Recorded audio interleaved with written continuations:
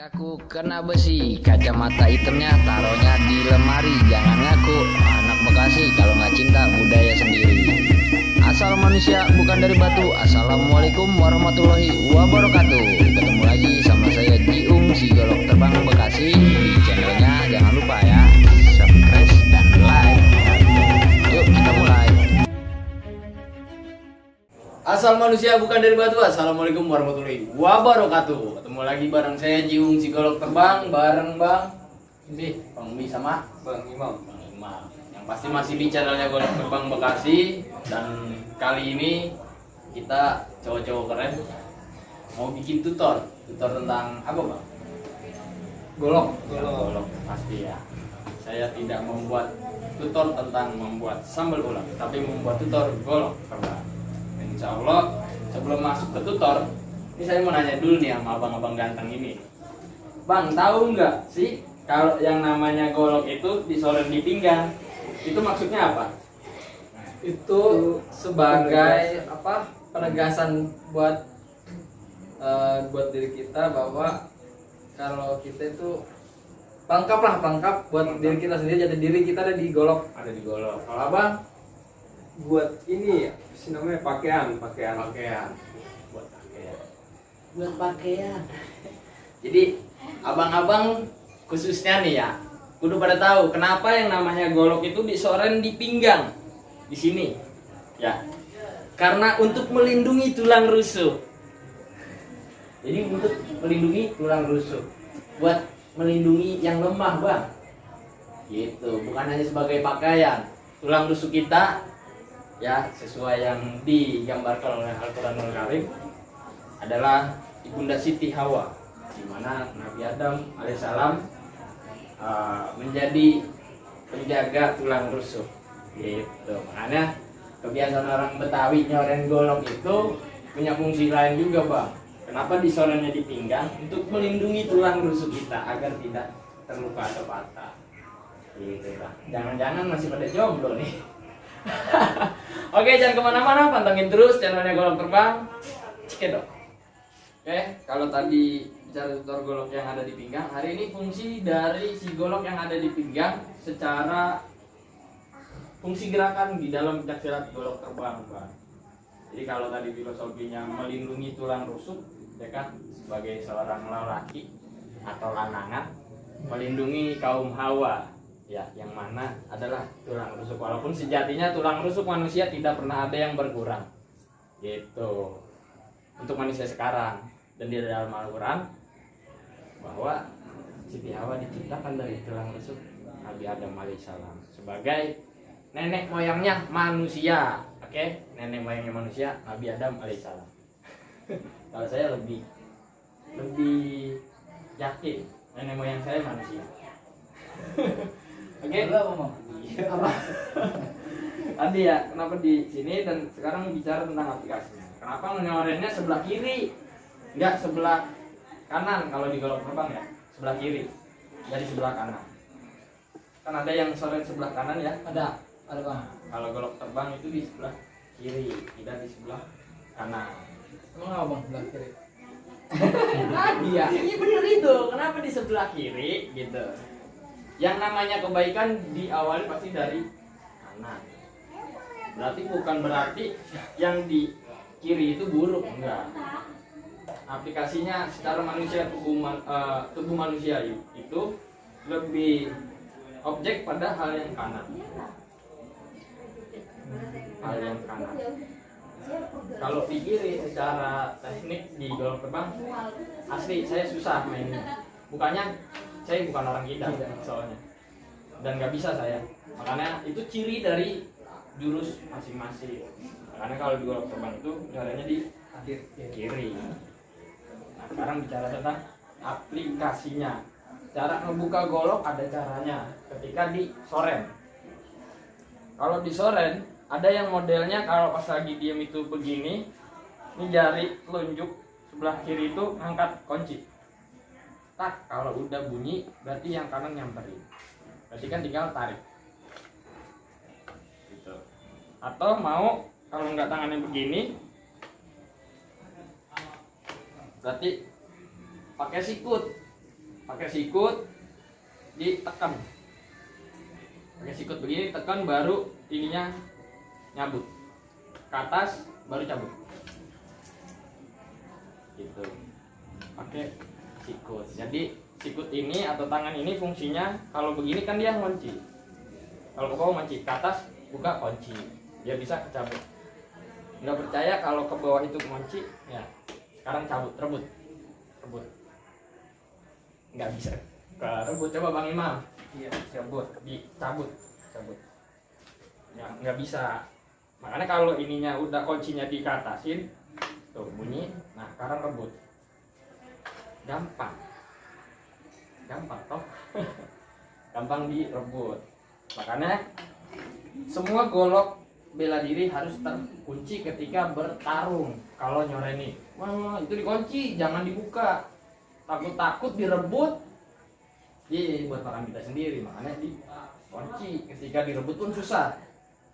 Yang bisa bukanya yang punya goloknya, karena dia paham untuk membuka kunci. Nah, ininya kan nyelip, ininya nekan, ininya ke atas. Makanya simple, kunci nggak bisa kerebut, terus naikin ke atas kayak gitu baru di. Nah, Oh iya. Berarti ada dua cara ya bang? ada dua cara selain begini atau begini biar nggak kelihatan. Biasanya kan kalau jawara Betawi itu kan sukanya begini tuh. Ini berarti kita nunjukin kalau kata ulah udah nge-es, udah siap udah tuh. Jadi pas dia main gitu. Oke, nah sekarang kita belajarnya secara teknik. Jadi kenapa sebelah kiri? Dalam posisi serangan biasanya pasang kuda-kuda itu juga menjadi sebuah peran utama untuk bersiap diri. Ketika kebiasaan orang pas dia tahu, lawan tahu untuk nyabut golok, jangan pernah terlihat nyabut golok. Kan biasanya ada yang pajang-pajang. Ini nggak berduluan ya bang ya? Ya udah kok, siapa yang mau dibacok kan Iya. gitu ya. Jangan Ini pernah nggak terlihat berduluan. nyabut golok. Atau jangan juga. Jadi agak halus dikit gitu. Pasang tambah terlihat. Jadi ininya neken ke bawah, ininya naik. Jadi pas pasang tuh, gitu. Nah, kenapa tangan kanan yang ngambil? Nah, kalau dalam posisi begini misalkan direbut-rebut bang, kayak begini, ditubruk, Oh iya. tubruk, ya masuk tubruk, tak. Ini emang susah kebukanya, nggak bakal bisa kebuka atau ke luar, gitu. Makanya tangan ini kan kosong. Kalau ketubruk ini nggak bisa keluar, ya ini yang main. Dekat. Iya, kalau kanannya ditubruk, orang tahu. Kalau posisi orang bela diri tahu, ketika dia udah megang gagang atau perak, paling gampang itu ditubruk. Makanya tangan kiri itu kenapa posisinya begini? Coba tubruk pas begini tubruk, tak. Ininya emang nggak bisa keluar, tapi yang ini nyolong tuh. Gitu. Ini masuk, mau ke sini, mau ke sini, mau ke sini. Gitu. Jadi gampangnya kalau ditubruk ininya masuk. Ya, fungsinya kan tangan kita dua, bukan satu. Jadi fungsi si tangan kanan yang ngambil itu sebenarnya untuk siap, nggak full semua dia pakai kanan keluar, enggak. Tergantung situasi dan kondisi. Jadi kanannya hanya bersiap. Yang makan bisa kiri Untuk mengecoh ya bang? untuk mengecoh. Terus jadi kalau mau makan langsung dari sarang atau sarung dari gagang, ketika ditubruk Bang Imam boleh coba tubruk yang benar, set, tubruk tak, nggak bisa keluar. Ya yang benar, tubruk aja, nggak bisa keluar. Ini cukup tahan, ininya ngambil. Ya, kan ini tetap bebas. Iya. Keluar, sini, ini ke sono. Ini mau ke sono langsung ke leher, gitu. Pun kalau posisi ketubruk enggak pakai tangan kiri, tapi tetap pakai tangan kanan, bisa. Ya bang, tubruk bang. Tak. Karena yang ditubruk tangan, bukan gagang. Posisi yang ditubruk tangan berarti masih leluasa. Kenapa? Gagangnya yang main ke mata keok atau mata tangan. Tuh, cukup ke sini doang tuh, geser, turunin. Ini tinggal keluarin sendiri. Berasa bang. Lumayan. Jadi kalau ditubruk nubruk golok itu harus di gagang. Pastikan nubruknya di gagang, jangan nubruk di tangan. Kalau nubruknya di tangan, tadi posisinya makanya nubruknya di gagang. Coba Bang Imam, nubruk di gagang. Tap. Nah, ini buat ngerabet ke sononya susah. Makanya nubruknya di gagang golok biar ngonci. Dia nggak bisa ke sono, nggak bisa ke sini. Kalau posisinya di tangan, nubruk di tangan, ini bang. Nah, itu masih bisa cuman geser ke sono, terus turun. Udah pasti turun.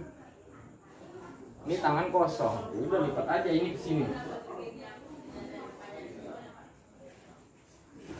Jadi makanya posisinya kalau ditubruknya di gagang harus bagaimana? Nah, sekarang tubruk di gagang Bang Bi.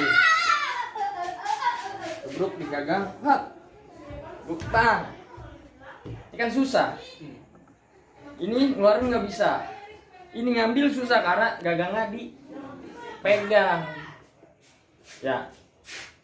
Salah satunya kalau nggak muter golok ke belakang karena posisinya ini dipegang, sikutnya main. Tahan yang kenceng. Udah. Sikutnya ke atas, jangan ke bawah. Ke atas itu ke sini. Tuh. Ya. Ini megang kenceng lagi. Pegangin kenceng gagangnya, jangan sampai copot. Ya. Ini nubruknya begini tuh. Nggak usah ini. Kalau kita ambil tangan yang kiri, dia pasti paham. Balikin bang, itu bang. Jangan itu, ini kosong. Ini senggol aja ke sana. Jangan. Ini tetap pegang, ininya naik ke atas, senggol. Nah, makin nggak bisa. Ini ditarik, ini ke bawah. Makanya kalau pasti tubruk begini, ayo tubruk.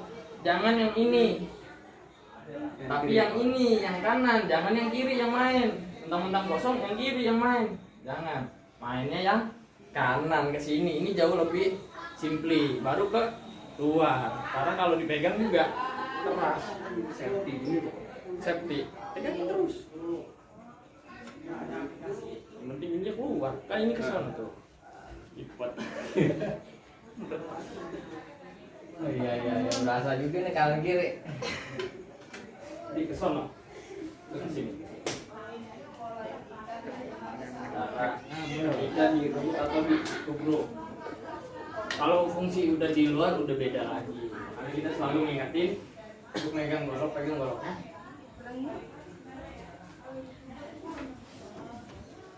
Jadi teman-teman, adab etika cara megang golok di golok terbang. Gitu. Jadi pastikan ketika golok keluar, pastikan ibu jari itu selalu mengunci seperti ini. Tuh, mengunci seperti ini. Kalau di golok terbang. Kenapa? Untuk safety. Safety untuk pribadinya. Yang pasti kalau menggunakan senjata tidak untuk kenyamanan dirinya ya jangan. Kalau dia yang binasa kita. Jadi tetap terkunci. Kalau udah keluar, ayunannya akan lebih mudah dan kita bisa ngatur beratnya. Bisa ada di sini, atau ada di sini. Berat golok itu bisa kita atur dari cara megang. Diprioritasinya bacok kah, seset kah, sayat kah, tampol kah, gitu. Jadi cara megang itu menentukan bilahnya, tenaganya itu mau taruh di mana sesuai fungsi. Mau bacok, seset, beset itu beda-beda. kalau di Bekasi bahasa itu beda-beda caranya.